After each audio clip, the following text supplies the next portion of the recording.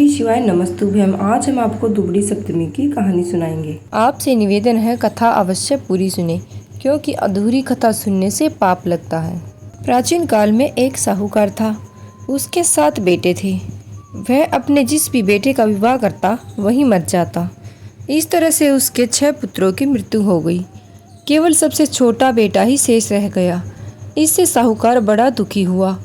कुछ समय बाद छोटे बेटे के विवाह की चर्चा हुई और उसका रिश्ता पक्का हो गया। विवाह की तिथि तय हो गई। लड़के के विवाह में सम्मिलित होने जब लड़के की बुआ आ रही थी तो रास्ते में उसे एक बुढ़िया चक्की का आटा पीसती हुई मिली। लड़के की बुआ ने उस बुढ़िया को सारी बात बताई। इस पर बुढ़िया बोली, वह लड़का तो घर से निकलते ही दरवाजे से दबकर मर जाएगा। अगर इससे बचा तो रास्ते में बारात रुकने की जगह पर पेड़ गिरने से वह मर जाएगा। अगर यहाँ से भी बच गया तो ससुराल में दरवाजा गिरने से मर जाएगा। अगर यहाँ से भी बचा तो विवाह मंडप में 7वीं भावर पर सर्प के काटने से मर जाएगा। यह सुनकर लड़के की बुआ बोली, हे माता, यदि बचने का कोई उपाय हो तो बताओ। बुढ़िया बोली, बचने का उपाय तो है पर कठिन है। इस पर बुआ बोली, आप बताएंगी तो किया ही जाएगा, आगे ईश्वर की इच्छा, पर प्रयास तो करना ही चाहिए। बुढ़िया बोली, जब लड़के की बारात विदा हो तो उसे पीठ पीछे दीवार फोड़कर निकालना। किसी वृक्ष के नीचे बारात को न रोकने देना। ससुराल में भी पीछे के दरवाजा फुड़वाकर जयमाला करवाना। भावर के समय एक कटोरे में दूध रख लेना। एक तात का फांसा बनाकर रख लेना। जब सांप आकर दूध पी ले तो उसे फांसे में फंसाकर बांध लेना। इसके बाद सर्पिणी आएगी, वह सांप को छोड़ने के लिए कहेगी। तब उससे अपने मृत 6 भतीजों को मांगना। वह पहले मरे हुए तुम्हारे 6 भतीजों को जीवित कर देगी। इस बात को किसी से न कहना, क्योंकि ऐसा करने से कहने व सुनने वाले दोनों की मृत्यु हो जाएगी। इससे लड़का भी नहीं बचेगा, वह भी मर जाएगा।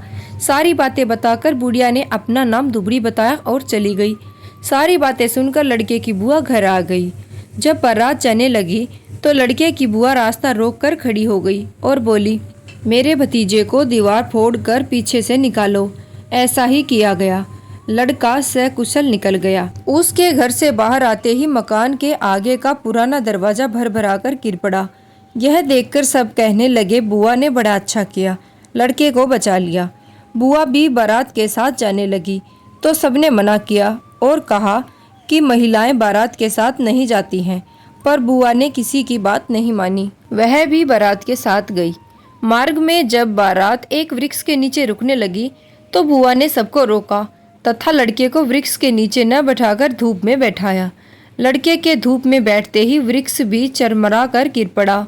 यह देखकर सारे बाराती बुआ की प्रशंसा करने लगे। पूरी बारात बुआ की अब तो समझदारी से प्रभावित थी, इसीलिए किसी ने भी उसकी बात का कोई विरोध नहीं किया। जब बारात ससुराल पहुंची तो बुआ ने लड़के तथा बारात का गृह प्रवेश पिछले दरवाजे से करवाया। ससुराल के घर में पिछले दरवाजे से लड़का तथा बारात के प्रवेश करते ही आगे का दरवाजा अपने आप भरभरा कर गिर गया। इस पर सब आश्चर्य करने लगे और आपस में कहने लगे कि यह सब बातें बुआ को किसने बताई। जब लड़के की भावर पड़ने लगी तो बुआ ने कटोरे में कच्चा दूध मंगाकर तथा तात का फांसा बनाकर रख दिया। जब लड़के की 7वीं भावर पड़ने लगी तभी सर्प आया। बुआ ने उसके आगे दूध कर दिया। जब सांप दूध पीने लगा तो बुआ ने तात के फांसे में फंसाकर सांप को बांध लिया। इस पर सर्पणी ने उसके भतीजे जीवित कर दिए और सर्प को अपने साथ लेकर चली गई।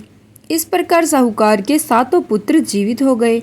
बारात सकुशल घर वापस आ गई। साहूकार के मृत बेटों को जीवित करने वाली उस अज्ञात दुबड़ी नाम की वृद्धा का नाम दुबड़ी आठे पड़ गया।